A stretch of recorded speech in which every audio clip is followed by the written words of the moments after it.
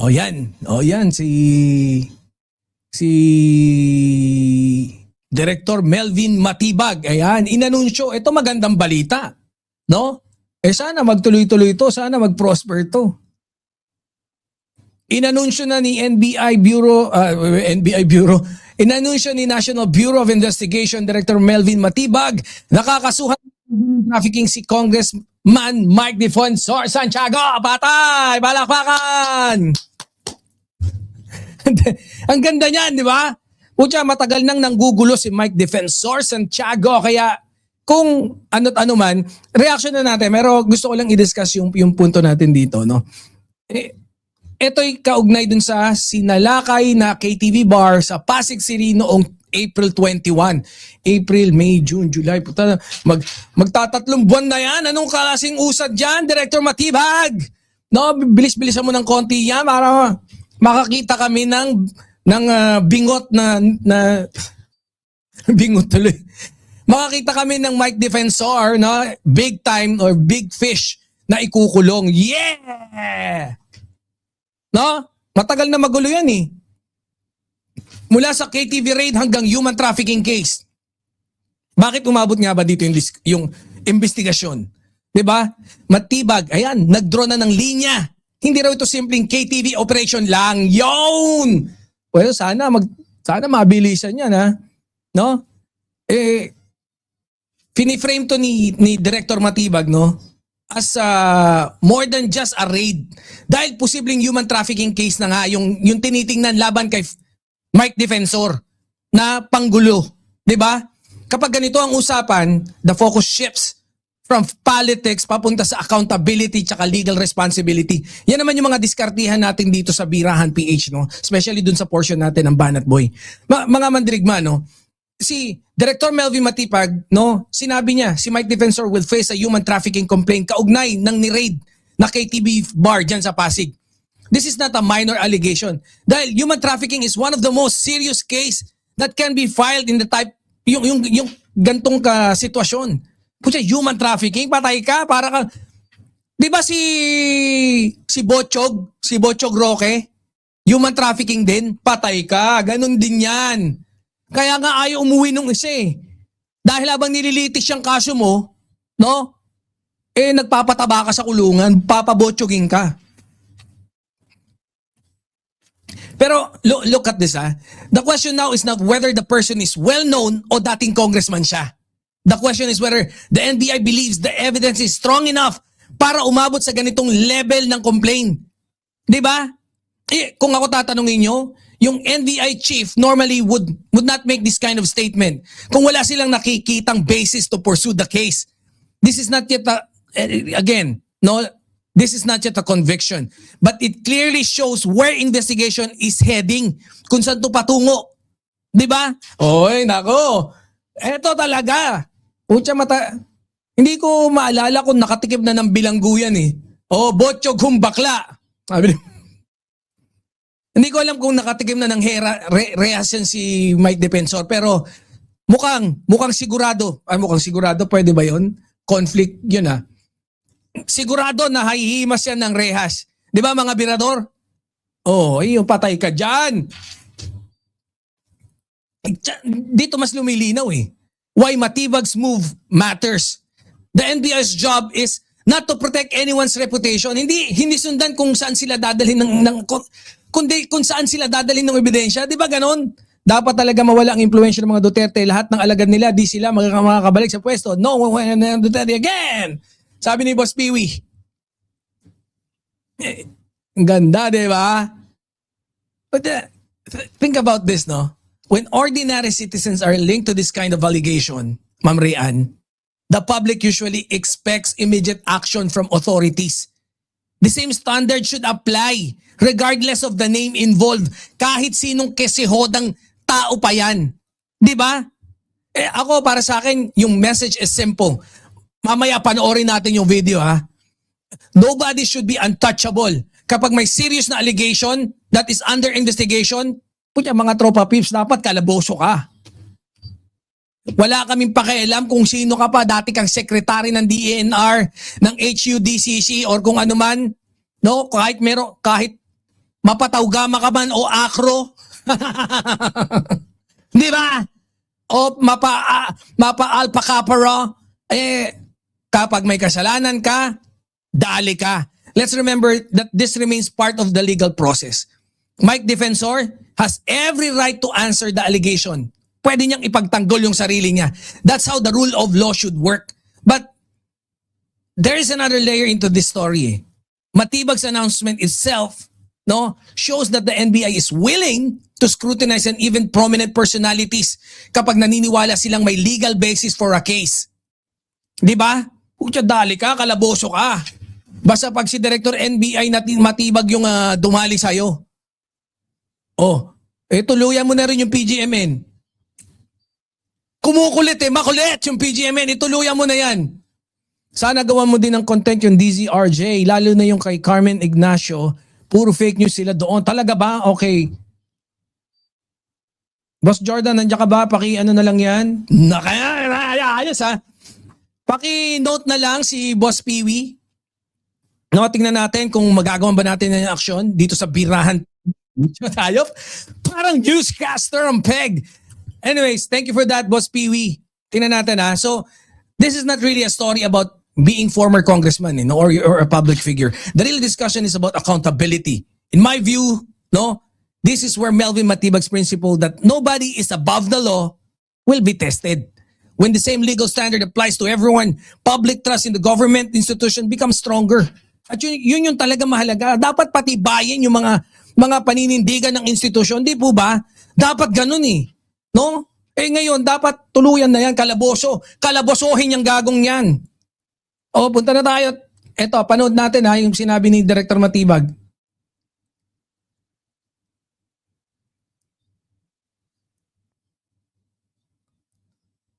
Patay ka, kabalbon! Ay, wait lang. Baka wala pala, no?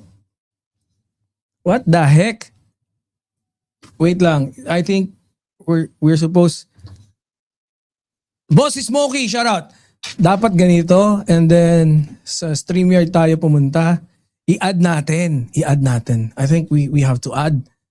Share screen para merong volume. Kasi right now, I think you will not be able to hear it. So, punta tayo kay Director Melvin Matibag.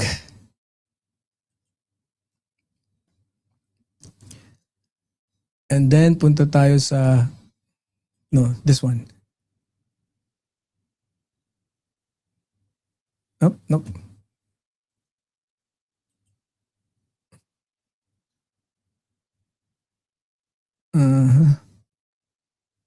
I think it's this one. Ayan. Yan. Ma'am Maria Maldita, nakapasok din. Present. Si Mamalaga 143 nandyan. Yung DZRJ, parang SMNI na sana mapansin yan. Radio station niya, puro paninira kay BBM at sa gobyerno. Sige, check-in ko yan mamaya. Eto But before we file it, ulit. for the TG, NCR, NBI, NCR, and STG, lumalabas na talagang si Mike Defensor kasama rito and will be filing this case. But Patay ka, mangangamote ka, Mike Defensor! Ayup ka. Bilyonaryo yan Take note. Yaman yan. Mayaman yan si Mike Defensor. DENR. And then all of a sudden, yun nga yung sigaw natin after ka mag-DENR, how is that possible? Biglang naging pro-mining ka, ganon. Yung naging negosyo mo, mining. before we file it, for the public to understand kung ano talaga yung nangyari rito, kung ba't hindi kaagad na file, dahil inaral natin kung ano talaga yung naging participation, and upon studying the documents, including the floor plans of the Cliff Point Square, which is owned by Cliff Point Development Corporation, lumalabas talaga na Mike Defensor is part of the human trafficking na nangyayari dito sa Chicago. It was observed na yung original design nitong compound na to ay binago to suit doon sa plano nila talaga ng human trafficking. Even the design ng Chicago at ng Blue Hotel is not in accordance to the plan that was submitted to Pucha, biruin mo, no? So talagang ganun ginawa nila. Dinesign nila para pang-iyutan talaga. Patay ka, Balbon! Patay ka, Balbon! Pucha, yan ang maganda. Yan ang maganda. Takot maubusan kaya kahit kasamaan, nagme-maintain ng yaman. Boss Dukha, ng Siresa Force. O, yan dyan ang mga Siresa Force. Pasok. the city engineer's office nung nag-submit ng humingi sila ng plano. Marami silang pinalitan to accommodate yung Chicago KTB from the start pa lang. And later on, we will point to dito sa mga plan na nakuha natin. No? These are official documents coming from the city engineer's office ng Pasig City. Ano? Patay ka, Balbon. So ano yung mga nakita nating pagkakaiba rito, no? Yung supposed to be na entrance talaga ng Chicago, dilipat nila at sinara nila yung ibang hallway at naglagay sila ng pole staircase from the KTB sa first floor leading to the Blue Hotel. Pucha, So talaga. ito yung mga ebidensyang Grabe, putatsingan talaga ang peg. So, inom-inom ka ng konti, hindot-hindot ka naman ng marami dun sa taas. Parang oh, gets nyo ha, yung proseso ha. Oh. So, inom-inom ka ng konti sa Chicago KTV, hindot-hindot ka dun sa Blue Hotel ha. Hindot-hindot ka na marami dun. Inom-inom ng konti, hindot-hindot na marami dun sa taas. Patay tayo dyan. Pucha, Mike Defensor ha. Sana labanan mo, pagka dinakip ka, pumalag ka. Gumamit ka ng 18 Marines. No? At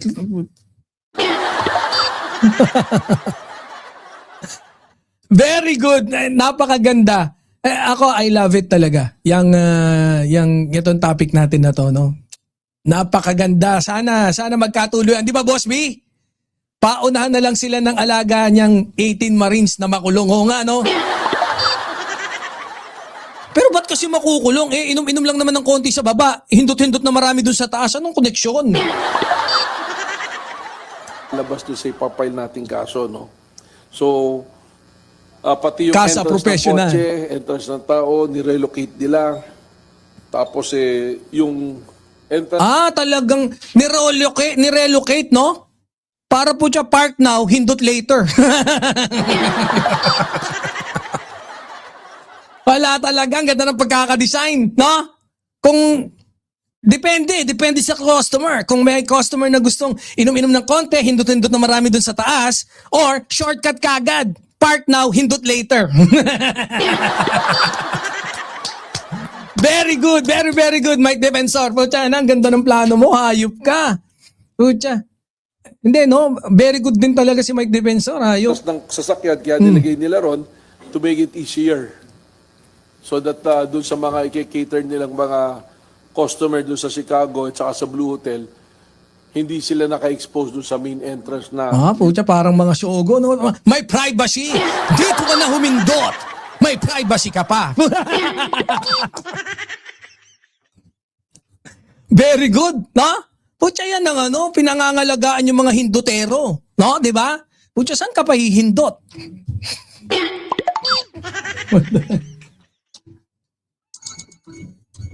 Be, school.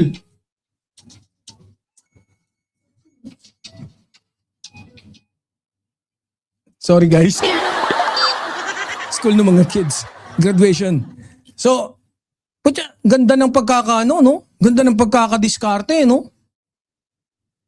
Putya. Daig pa yung sogo. Ito pang mga high profile na hindutan to, ha? Hindi basta-basta hindutan to, guys. Kung mga medyo mayayaman ka, no? Na hindi ko alam, ha? Hindi to yung mga kagaya sa Cubao, ha? 20 pesos ang hindot, hindi ganoon. No? Ngayon, to? Talagang, very immoral, no?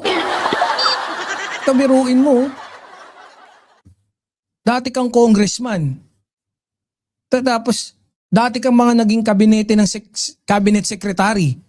Tapos, very immoral yung tapos, itinatanggi pa, no? Go, Director Matibag. nilagay nila rito.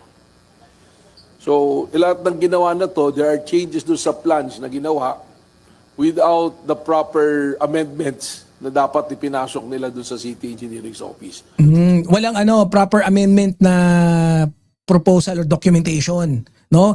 Kumbaga siguro matapos ma-approve, wala na, binago na nila. Eh kasi usually hindi naman na ulit nagkakaroon ng inspection.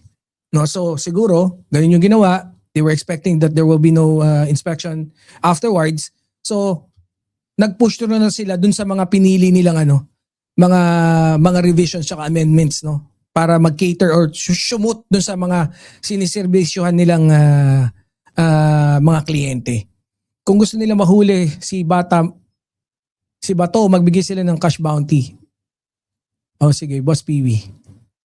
One-stop shop, may nom-nom, may yot-yot, may hit-hit, putya. One-stop shop, no? Saan ka pa? Dito na, humindot ka na. Hindot there, hindot here, hindot everywhere. Oh, pasok. So doon pa lang may mga violation na. Why we are saying this is because this is the justification kung bakit kasama si Mike Defensor. Doon makikita nyo sa plano, meron talaga doon mismo sa ground floor kung nasaan yung Chicago KTV na supposed to be nakalagay doon sa plano na dapat opisina yon ni Mike Defensor. Yun yung nandun sa likod ng entablado. Mamaya pakita namin sa inyo yung video so that you have Wala kaming oras, pakita mo na ngayon. Director Melvin Matibag naman. better understanding at mamaya pwede nyo lapitan yung plano, ituturo namin sa inyo kung ano yung ginawa nila rito sa plano na to. Kung bakit talagang kasama sa human trafficking at alam ni Mike Defensor ang nangyayaring human trafficking doon sa Chicago. KTV kasama yung Blue. Ay, nako, Director Melvin Matibag. Sana di mo na kami binitin, no? Pero anyways, hindi, napakaganda naman nung saan na yan?